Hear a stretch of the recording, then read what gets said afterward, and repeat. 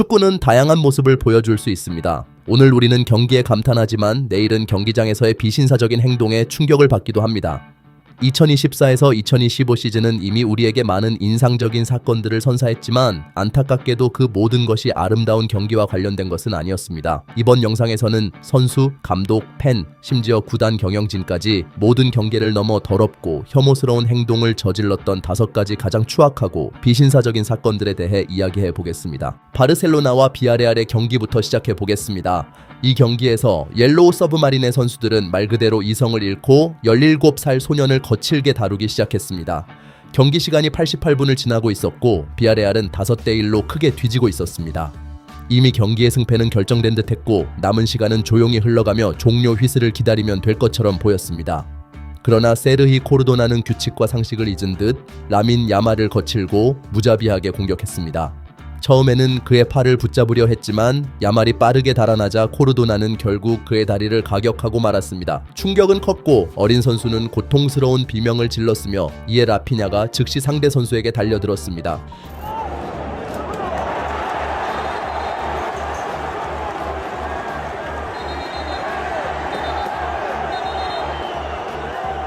심판은 즉시 반칙을 선언했지만 안타깝게도 이번 상황에서 레드카드는 나오지 않았습니다. 코르도나는 단지 옐로카드를 받았을 뿐이며 이번 파울은 고의적인 거친 플레이로 간주될 수 있어 퇴장이 내려졌어야 했습니다. 하지만 가장 놀라운 것은 이것이 끝이 아니라는 점입니다. 1분도 차에 지나지 않아 공은 다시 야말의 발밑에 놓였습니다. 그는 통증에도 불구하고 경기를 계속하기로 결심했습니다. 이를 악물고 그는 2명의 상대 선수를 능숙하게 제치며 자신의 실력을 보여주었습니다. 그러나 누구도 예상하지 못한 일이 벌어졌습니다. 야말이 2명의 비아레알 수비수를 지나 패스를 내준 순간 한 선수가 태클을 시도하려다 발을 거두었지만 다른 선수인 일리아스 아하마시는 주저없이 강하게 야말의 오른쪽 다리를 겨냥하며 들이받았습니다. 야말은 끔찍한 비명을 지르며 그라운드에 쓰러졌고 바르셀로나 선수들은 이것이 단순한 우연이 아님을 깨닫고 격분하며 심판에게 강력히 항의했습니다. 심판은 아하마시에게 옐로카드를 주었지만 라민의 고통스러운 표정은 누구나 알아볼 수 있었습니다. 라피냐는 계속해서 심판에게 항의했으며 이는 주심이 경기의 통제력을 잃었기 때문이었습니다. 경기 초반부터 심판은 비아레알의 거친 반칙들을 심각하게 여기지 않고 지나치게 온화한 태도를 보였으며 이는 결국 심각한 충돌로 이어졌습니다. 라피냐는 심판의 단호한 조치를 요구했고 심판의 미온적인 대응이 이러한 거친 플레이를 초래했다고 믿었습니다. 한편 비아레알 선수들이 보인 이러한 비신사적인 행동의 원인은 여러 가지 요인에서 비롯되었습니다.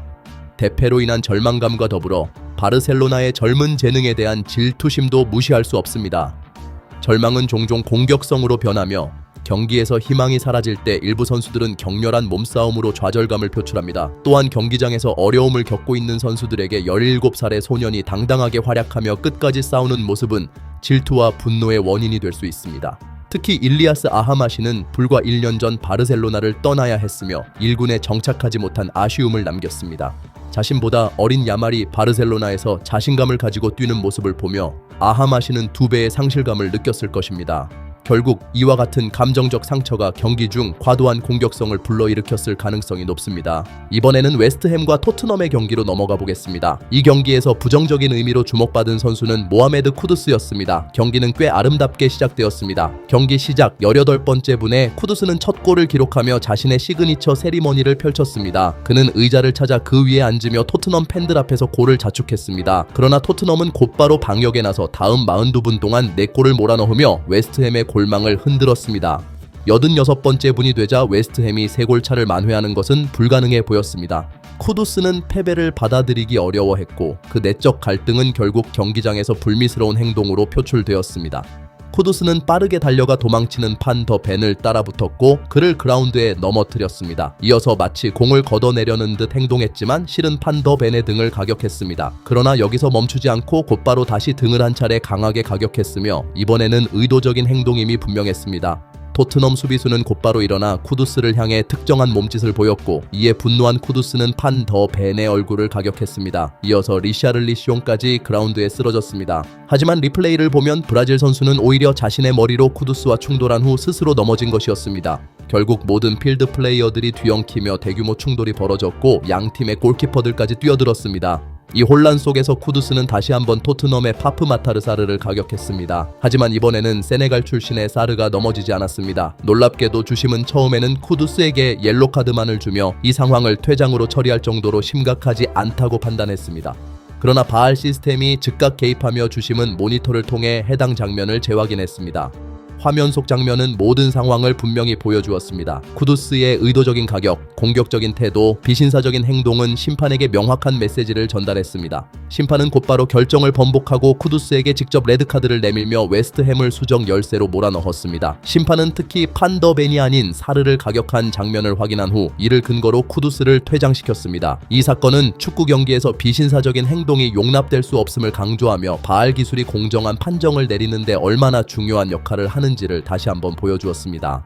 우리는 레알과 아틀레티코의 경기로 향합니다. 디에고 시모네가 티보 쿠르투아의 도발적인 행동을 지적한 경기입니다. 이제 자세히 살펴보겠습니다. 마드리드 더비는 언제나 긴장감과 감정이 넘치며 끝까지 치열한 싸움이 이어집니다. 이러한 경기들은 대개 뜨거운 열정으로 가득하지만 이번 더비는 축구 외적인 사건들로 더욱 주목받았습니다. 경기는 비교적 조용히 진행되었으나 레알이 첫 골을 기록하면서 분위기가 급변했습니다. 여기서 우리가 주목해야 할 선수는 바로 티보 쿠르투아입니다. 쿠르투아는 과거 아틀레티코에서 활약했지만 이후 라이벌인 레알로 이적하면서 아틀레티코 팬들에게는 배신자로 인식되었습니다.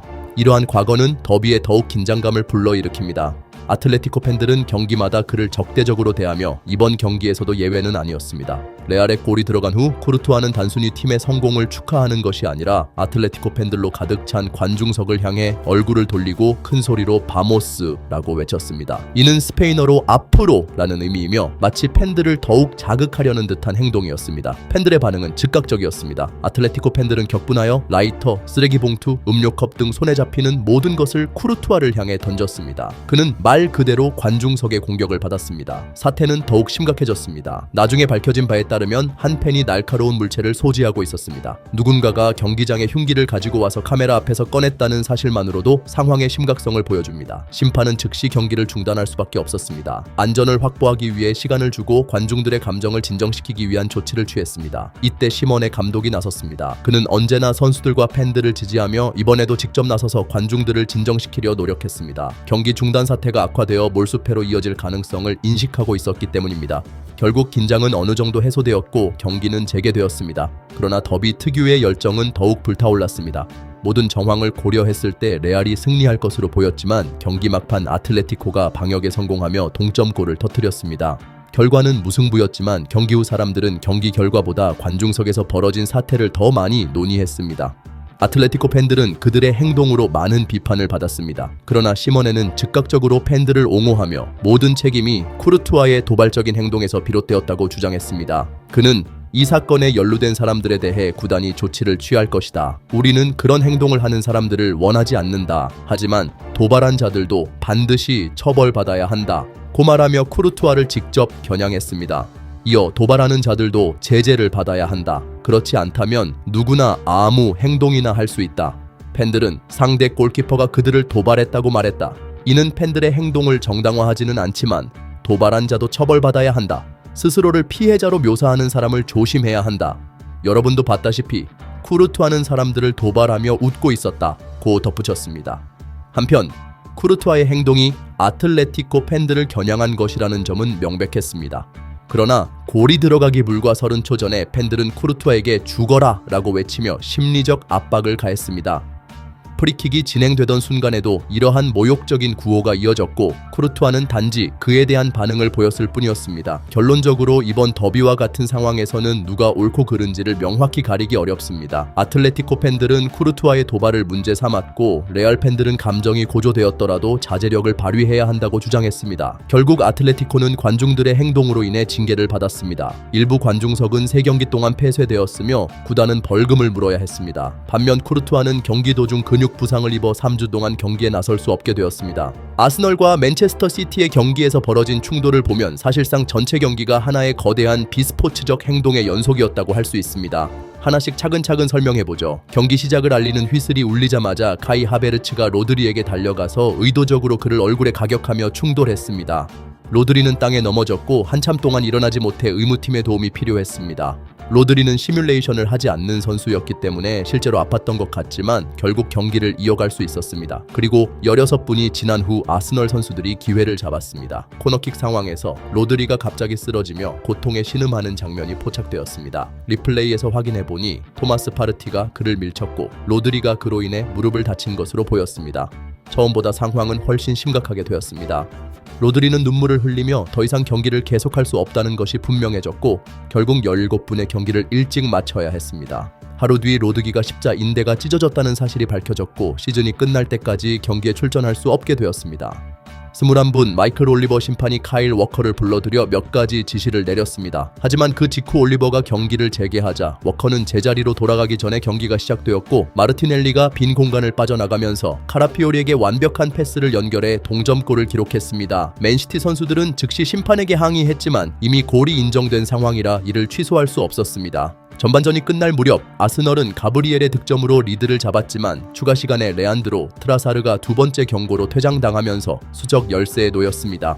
퇴장 상황에 대해 논란이 있었지만 그 장면은 후반전의 흐름에 큰 영향을 미쳤습니다. 아스널은 후반에 철저한 수비로 경기를 마무리하려 했고 시간 끌기를 시도하는 플레이가 이어졌습니다. 이로 인해 맨시티 선수들은 점점 더 불만을 표시했고 경기는 점차 격렬해졌습니다. 95분 아스널이 승리를 거둘 듯 보였을 때 존 스톤스가 동점골을 넣으면서 경기는 다시 원점으로 돌아갔고 시티 선수들은 기뻐하며 환호했습니다. 이 골은 감정적으로 매우 긴박했던 경기를 마무리 짓는 마지막 한 방이었고 필드 위의 긴장감은 극에 달했습니다.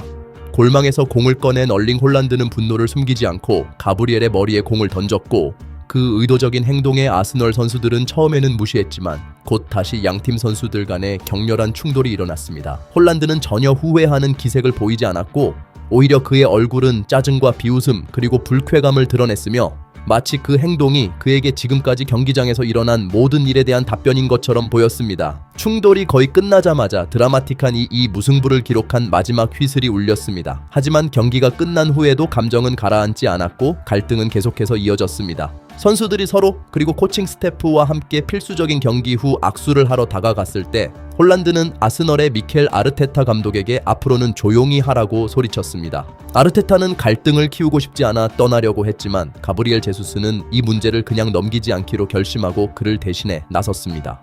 홀란드는 공격적으로 반응하며 말다툼을 벌였고 끝으로 제수스를 저주받은 광대라며 그가 자신에게서 빨리 떨어지라고 말했습니다. 하지만 이것이 끝이 아니었습니다. 경기 후 기자회견에서 도시 선수들은 캐논 선수들을 비난하기 시작했습니다. 먼저 펩 과르디올라는 아스널이 반축구를 했다고 주장했습니다. 홀란드는 그들이 사실 축구를 하러 나왔지 상대방이 시간을 끄는 걸 지켜보러 나온 게 아니라고 말했습니다. 아칸지는 아스널 선수들이 항상 드라마를 만들려고 하고 전체 팀이 수비에만 집중하며 계속해서 땅에 쓰러진다고 말했습니다. 스톤스는 아스널이 의도적으로 경기를 방해한다고 했습니다. 그러나 런던 클럽의 팬들은 주로 베르나르두 실바의 발언에 화가 났습니다. 첫 번째로 포르투갈 선수는 아스널의 두 골이 모두 규칙을 위반해 넣어진 것이라며 인정할 수 없다고 말했습니다. 그리고 아스널을 하나의 팀으로 깎아내리며 말했습니다. 아스널과 리버풀의 차이를 아시나요? 아마도 리버풀은 최근 몇 년 동안 이플과 챔피언스 리그를 우승했기 때문일 겁니다. 하지만 가장 큰 차이는 리버풀은 아스널과는 달리 항상 우리와의 경기에 승리하려는 목표를 가지고 나옵니다. 오늘은 축구를 하러 나간 팀은 하나뿐이었습니다. 다른 팀은 수비로만 시간을 끌고 심판이 허락하는 범위 내에서만 경기를 했습니다. 팬들은 베르나르두의 발언에 분노하여 일부는 만약 실제로 만난다면 그의 이빨을 뽑겠다고 썼습니다. 이 미친 경기를 결론짓고 그 후의 모든 사건을 요약하자면 하나만 말할 수 있습니다. 이것은 필드 안팎에서의 끊임없는 불경과 불신이었습니다. 더 이상 상대에 대한 존중, 정직한 경기, 그리고 심지어 기본적인 스포츠 윤리가 존재하지 않았습니다. 두 강팀의 대결이 되어야 할 경기는 개인적인 원한과 공격성, 그리고 패배의 씁쓸함을 각기 다른 방식으로 표현한 전시장이 되었고 그 감정은 경기장 곳곳에서 터져나왔습니다. 선수들, 감독들, 팬들 모두 이 상호 비난과 도발의 연쇄에 휘말렸습니다. 안타깝게도 이런 행동은 축구의 진정한 목적에서 멀어지게 만들고 위대한 스포츠를 상호 비난과 분노의 장으로 변질시킵니다. 결국 각 참가자는 각자의 방식으로 스포츠의 한계를 넘어서며 자신의 클럽뿐만 아니라 경기에 대한 명예도 손상시켰습니다. 이렇게 감정과 열정이 존중과 깨끗한 경기를 밀어내고 있다는 것을 보여줍니다. 그러나 한편 바로 그런 감정들이 많은 사람들이 축구를 보는 이유이기도 합니다. 그리고 이제 이 영상을 마무리하면서 클럽 전설에 대한 완전한 무시의 이야기로 끝내겠습니다. 다니엘 데로시, 이 이름은 로마 팬들에게 충성, 인내, 그리고 클럽에 대한 사랑의 상징이 되었습니다. 그는 커리어의 대부분을 로마에서 보낸 것뿐만 아니라 그 클럽의 정신과 심장이었으며 과거의 위대한 선수들이 만든 전통을 이어갔습니다. 선수 생활을 마친 후 데로시는 축구를 떠나지 않고 로마의 감독이 되어 고향 클럽을 돕고 새로운 세대에게 경험을 전달하고자 했습니다. 그의 클럽과의 관계는 더욱 굳건해지는 것처럼 보였고 그는 자신의 역할에 관계없이 로마를 위해 일할 준비가 되어 있었습니다. 그러나 그 후 일어난 일은 팬들뿐만 아니라 전 세계 축구계를 충격에 빠뜨렸습니다. 이 해고의 이야기는 축구 비즈니스의 이면에서 실제로 어떤 음모가 벌어질 수 있는지 보여주는 사례입니다. 전설적인 인물들도 배신을 피할 수 없다는 것을 말이죠. 모든 것은 데로시와 클럽의 CEO인 리나 술루쿠 사이의 의견 충돌에서 시작되었습니다. 술루쿠는 파울로 디발라를 사우디아라비아로 팔려고 했지만 거래는 뜻밖의 실패로 돌아갔고 디발라가 거절 의사를 밝혔습니다.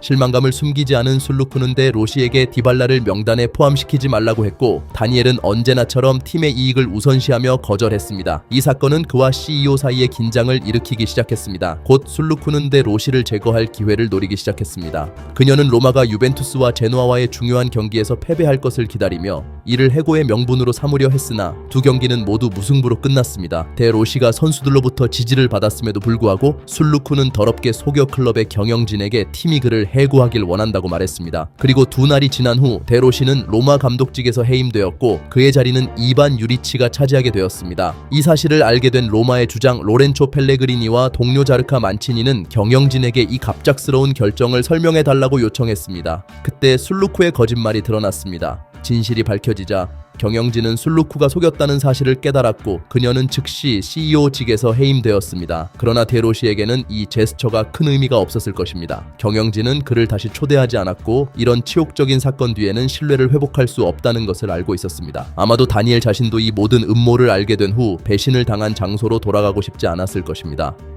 데로시와 관련된 스캔들은 클럽에게 내부 음모와 전설에 대한 무시가 얼마나 큰 상처를 남길 수 있는지에 대한 고통스러운 교훈이 되었습니다.